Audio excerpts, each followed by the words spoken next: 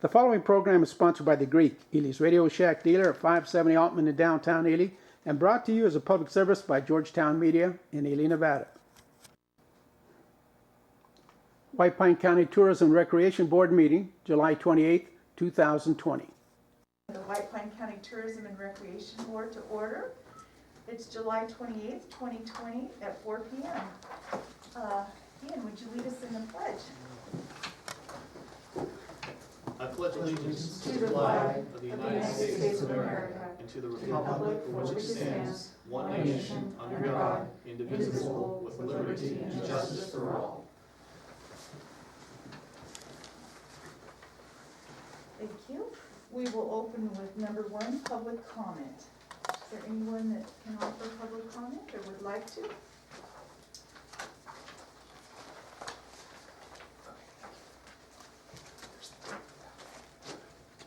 Go ahead, if you come up, because Brian is on the, Brian's not quite on yet, but Okay. he will. all right, well, at least it's better for our speaker, so. Yeah. Okay. Madam Chairman, on June 27th, on June 27th, I took a picture of Silver State Motel that had numerous RVs parked in front of it. I gave that to you, I think, at the last meeting, July 17th. I asked if the Silver State had a business license, a state business license, and a room tax license from the Fair and Rec Board. I've yet to receive an answer. I gave you a request for information dated back on May 26, 2020 in regards to the golf course. I'm resubmitting that. I didn't get any information.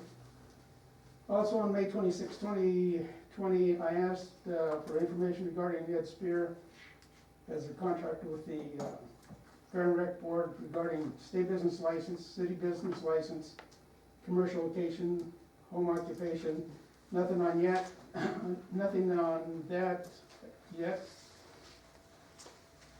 Also on May 26, 2020, and I think I brought all these up at the last meeting, I'm concerned about the parking lot not having the pathway, not meeting minimum ADA requirements. Again, I haven't seen anything on the agenda to address that, and I intend to file a complaint if it isn't done. Madam Chairman,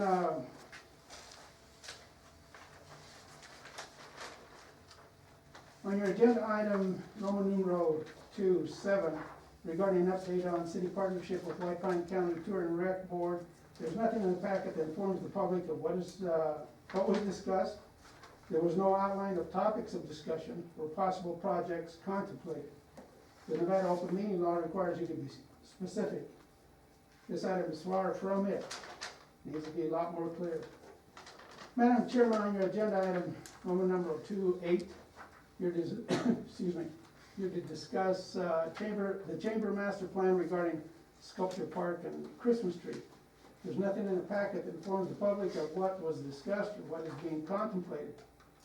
I want to know if Sculpture Park is private property or does it belong with the Chamber of Commerce? We're not clear on that. Stick around, we're gonna talk about it. I hope there's information. We're going to find out.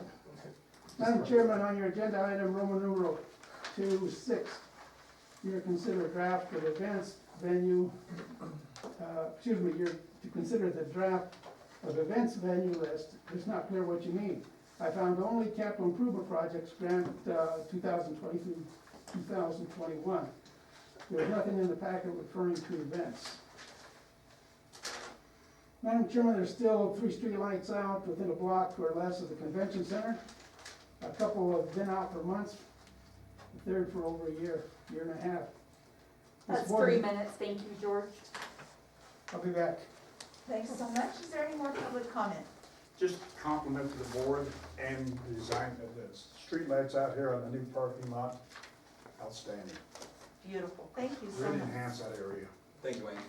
Yeah, too bad they're not turned on. Okay, any other public comment? Can you see if there's any public comment on Zoom? Nobody's on Zoom right now. Oh, okay, well, I guess that answers no. All right, thank you. We'll move along to Roman numeral 2, new business. A discussion and for possible action, approval of agenda, including removal of agenda items. Madam Chairman, I respectfully request that we remove item number 11, please, Okay. under new business. Any other removals? Okay, hearing none, I assume that's a motion to accept with the removal. Yes, I'd like to make a motion that we remove item number 11 under new business. I'll second that. Thank you. All in favor? Aye. Aye. Any abstain or nays? We don't have him on. Nope. Okay, sounds great. So move. So remove number 11, please.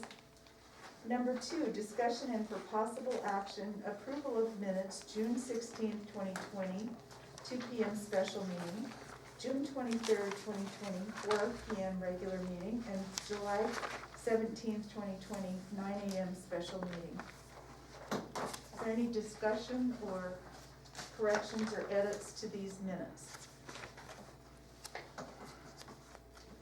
I'd like to compliment, thank you for indicating whether there's Zoom and such. That's real helpful, thank you. Move that we approve the minutes as presented. I'd second that motion. All in favor, it's been moved by Ian and second by Marietta. All in favor? Aye. Opposed? So carries, thank you. Number 3, the review of the financial report. So, All right. and if, I don't know if that's up there or, So what we'll do is we'll start with the room tax report that goes through and breaks down each one of the properties and what their contributions were. As you can see, the grand total for room tax collected from both RV and lodging properties was $157,438.57. And that broke down to just under $5,000 for the golf course. The city of Ely got a little over $25,000. The railroad got $23,300, and Tour and Rec retained $99,760 for our budgets. If you go to the next report, which is the comparison between just this year and last year, you can see how the year finished off. So the report that we just went for was June, so you can see the 157.4 right there. That was 13.3% lower than where we were at this time last year. And so you could kind of see, April when COVID hit, how we took the 63% hit, then it dropped to 42, and then in June it was 13%. So that does show that even though we're down, it certainly wasn't as bad as it was in the beginning. Snap recovery.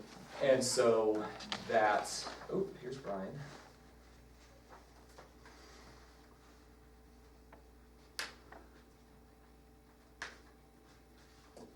All right. So Brian is on now, and he should be able to come through the speakers once his audio hits.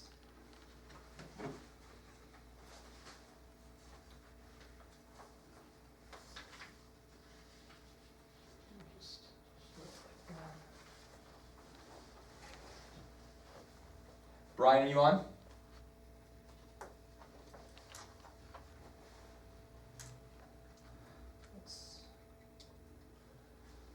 Brian, are you on now? Can we hear you?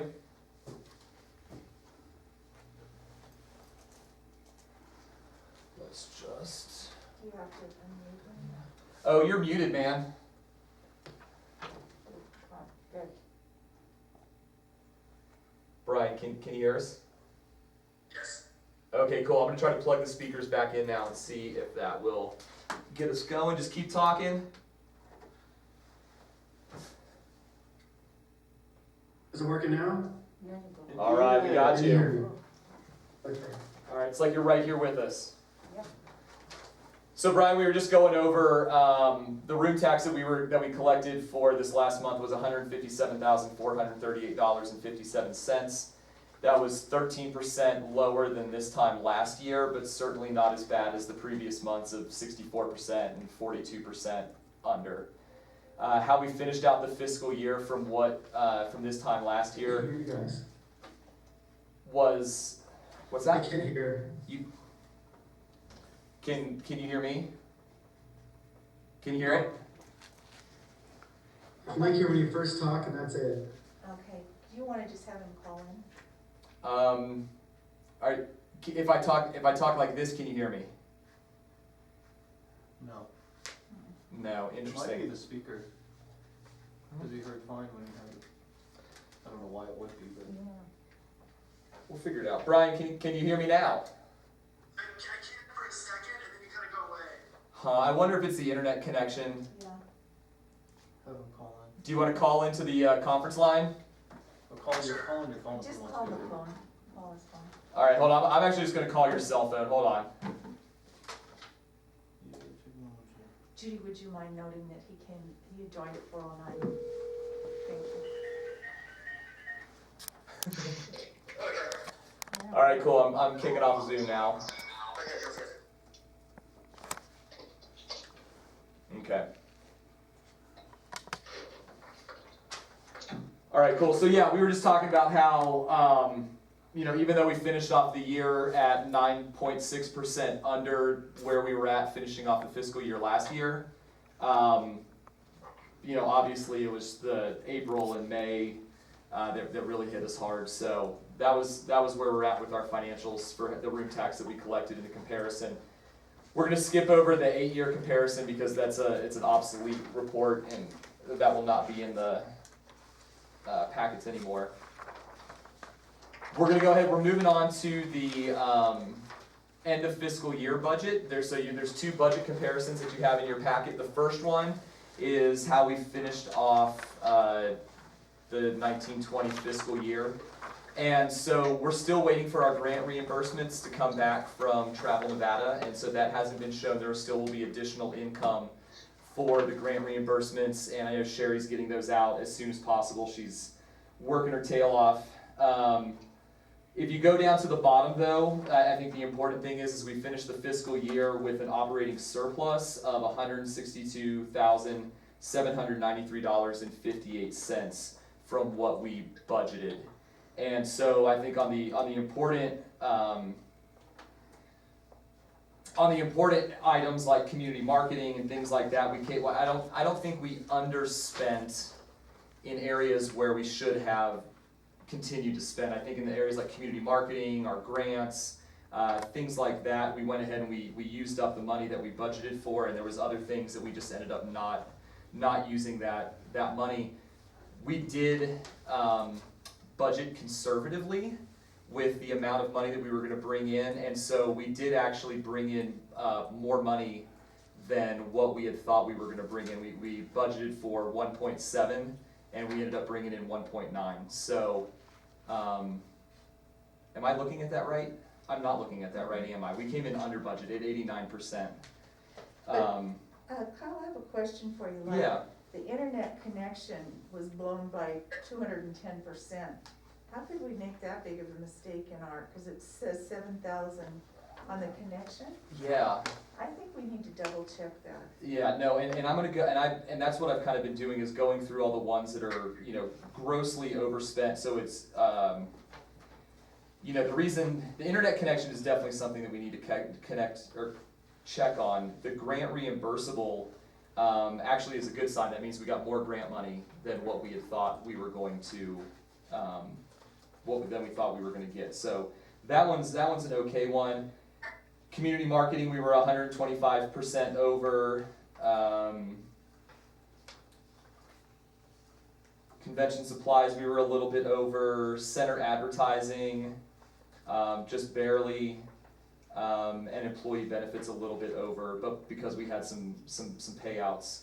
So yeah, other than the internet connection, which I'll definitely follow up on. But the grant advertising reimbursable, it shows that we spent 61 and we, Budgeted for 26, but then that 61 will be on the top as income. because there's nothing in there now. Correct, because that hasn't been deposited into our account yet. So we budgeted that we were gonna spend 26, we ended up getting enough grants that totaled 61.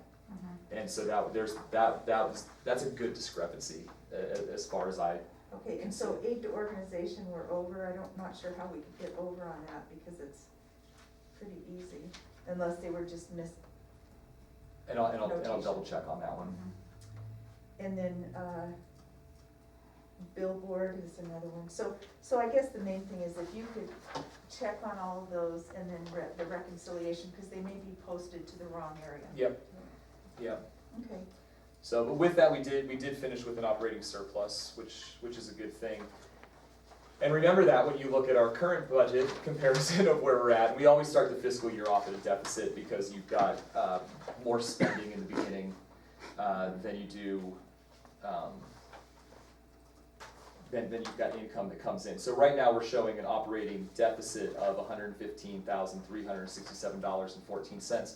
That usually takes 3 or 4 months to get that back into the black. So the only thing that you can see right now is the insurance and taxes that we have to pay right up front. And so that's why that is as high as it is, but everything else, you know, we'll be monitoring and making sure like things like office supplies doesn't skyrocket even though we're at 56%. That's because of all the hand sanitizer stations and, you know, certain things we've had to buy because of COVID. So, you see we've got a couple aid to organization grants that have already asked for their reimbursement, same with the outdoor rec, so. okay. So yeah, so that's kind of where we finished off the fiscal year and where we're starting the new one. Any questions? No, maybe we could meet later on that after we investigate, just, because I think some of those are just coded wrong, Okay. would be my guess, because they're kind of way out of whack, so. Okay, any comments on that for the financials? All right, let's move on to number 4, discussion and for possible action, ratify bills.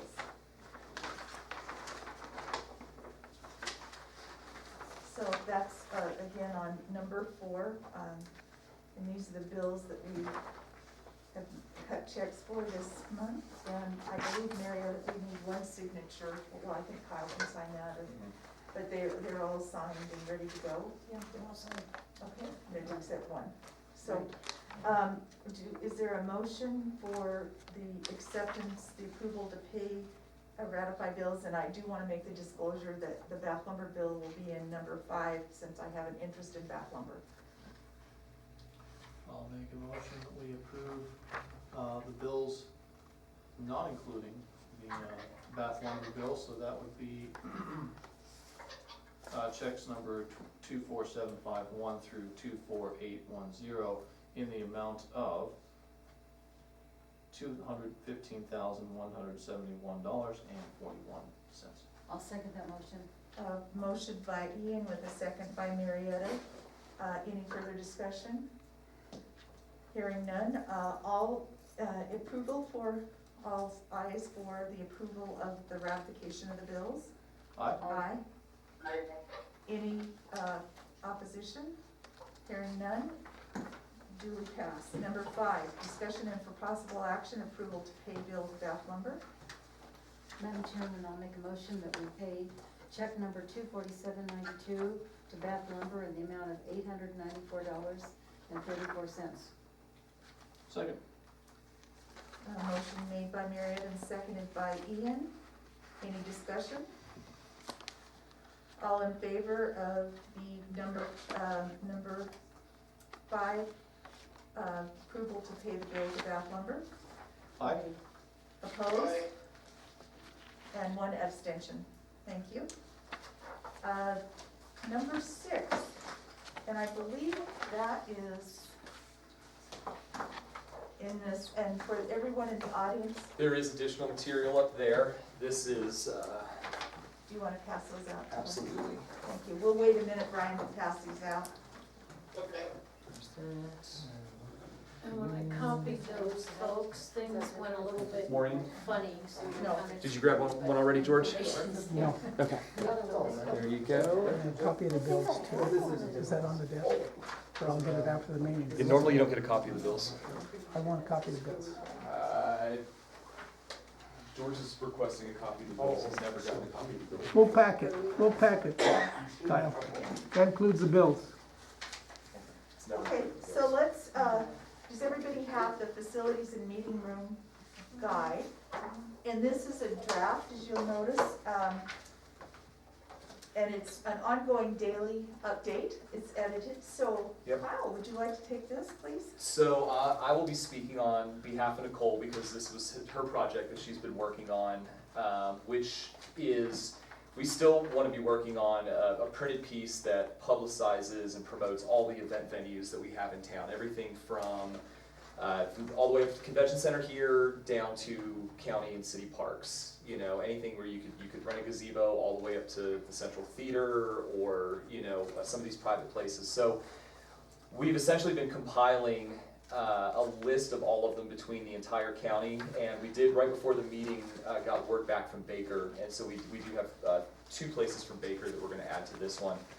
But what we want is essentially, you know, contact location, contact information, amount of people that you can fit in the buildings, so what your maximum capacity is, how many rooms you have, what amenities you have in regards to AV equipment, sound, bar, stage, things like that, and what sets you apart from other event venues, what makes you unique.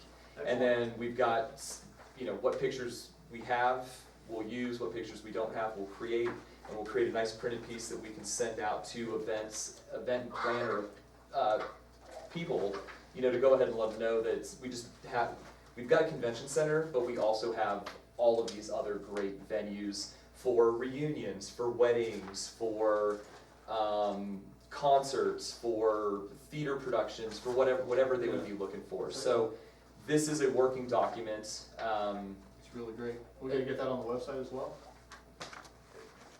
Yes, absolutely, absolutely. So I would appreciate if just everybody, you know, looked through this, helped add to it. This is a working document, and before we put anything into print, it's gonna have to have multiple seals of approval on it. You know, but we are going around to each one of these venues, and I say we, it's, you know, it's Nicole that's tasked with all of this. Really great. Going around and verifying all of this information and making sure that they also sign off on it as well. So this is just an update. It has been a conversation that we've had for quite a few months now, so I wanted to bring it back to the board to show the work that had been done already. Love it. Okay, so if you have comments on this, you know, one of the things I see is that we wanted it broken down to Ely, McGill, London, Baker, separated. And I Okay. see McGill's already in the main mix, so. I just put them in alphabetical order, and Yeah, so then that'd be a great thing to pull Okay. out, and then I've got a misspelling, Kinnear spelled wrong, so I'll get those okay, corrected. perfect. Yeah, I would say you mark this up, red ink it, bring it back, you know, and we'll keep this document working. Already found one mistake. What's that? Already found one mistake. Did you? All right. Good, what'd you find? Veneer was spelled wrong. Yeah. That's for you. Yeah, Well, I just discovered that place because I've been going up there to work with them on their murals, so. so Wayne, you've earned your keep. Yeah. We appreciate that very much, so. Okay, so again, we'll get back to you, Kyle. Yep, come, just get back to me at your guys' convenience. Again, this is a working document, but, you know, we want it to turn into a tangible document here, you know, And on the internet, absolutely, on our webpage, Yep. great. absolutely. Any more discussion on number 6? Did everyone in the audience receive one? Because we do need everyone's help in this with good eagle eyes on it. Okay, so we'll move on to number 7, discussion and for possible action update on city partnership with White Pine County Tourism and Recreation. Okay, so that's another one that was thrown out last meeting to go ahead and meet with Kurt and Jim Allworth and try to figure out how Tour and Rec and the city can come together. What came out of that, again, this is just more of an update than anything, is we are working with the city to create a survey for Broadbent Park in Block 1. And that essentially is kind of what we're pursuing right now. Certainly not the only opportunity, but this is the low-hanging fruit. And so, through talking with Jim and Kurt, we want to put something out that essentially asks the community, you know, how do you feel about Broadbent Park? What would bring you out to Broadbent Park? What's important? Sports fields, amphitheaters? Is it cornhole? Is it horseshoes? Is it barbecue pits? You know, what is it? Because obviously, I mean, I think all of us agree that Broadbent is an amazing space that is underutilized, and it could be used better for events, it could be used better for community gatherings, concerts, things like that, but what is the community looking for? So instead of, with Hubris telling the community what we think it needs, we're putting this out, and essentially it's gonna be a great feather in the cap for the city to be doing their due diligence of going out and everything like that. I've actually started what would be the beginnings of a survey to then transfer into SurveyMonkey. I do have the start of it out there. I put it out just if anybody wants to grab it. But again, this is so raw, I don't even have draft on it. It's that raw. So that would be another one of those scenarios where your input would be requested on what we're asking. But it's things like, how often do you utilize Broadbent Park? How important are parks to a community? How important currently is Broadbent to the community? How important are sports facilities, concert and performance facilities, playgrounds, picnic, barbecue, landscaping, and water features? And then it goes into each one of those things of rating in the order of importance. Are ball fields more important than playgrounds? Are they more important than fitness trails? So getting the community to actually rate the importance, what events would get you to come out to Broadbent Park, and then down into if sports facilities was your priority, which sports facilities do you want to see there? Is it baseball, or is it pickleball? Is it volleyball? Is it disc golf? What is it? And then the same with the performing arts and music.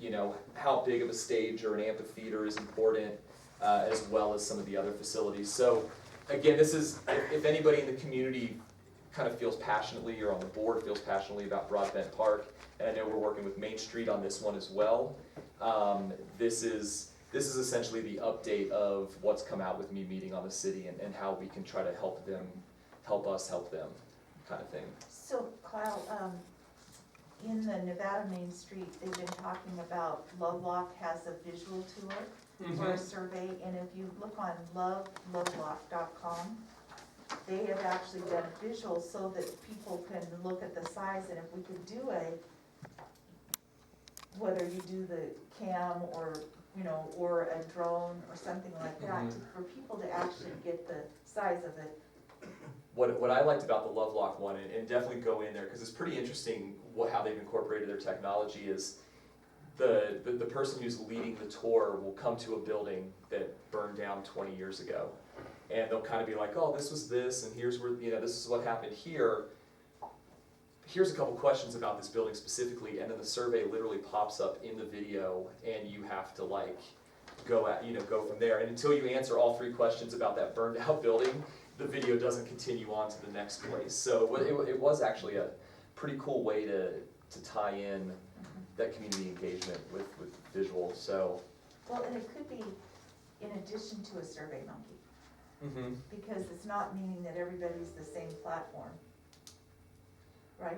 Right, and that's when we do this, I think we should approach this the same way as we did the Main Street one, where we do have SurveyMonkey, but then we've also got some printed copies that we can go out and we can connect with the community that's not technologically.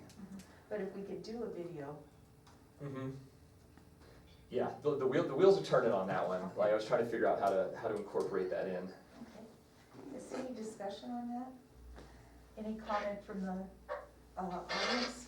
Any input from the audience on it? And so truly, this isn't dedicating resources. This is just partnering in community outreach to figure out what the community would like to see with their park.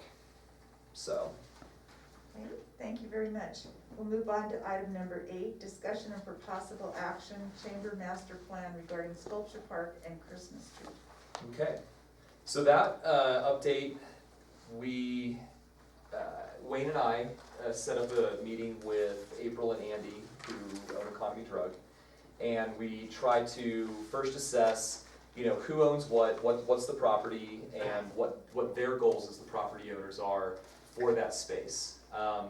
The Chamber has been gracious enough to take on the Christmas decorating in that for so many years, and so really, I think it was a good time to sit down and be like, okay, what is the plan? What are your guys' goals? Let's make sure we're all on the same page. And I think, pretty quick into the conversation, we all were kind of like very much on the same page of where we wanted to go.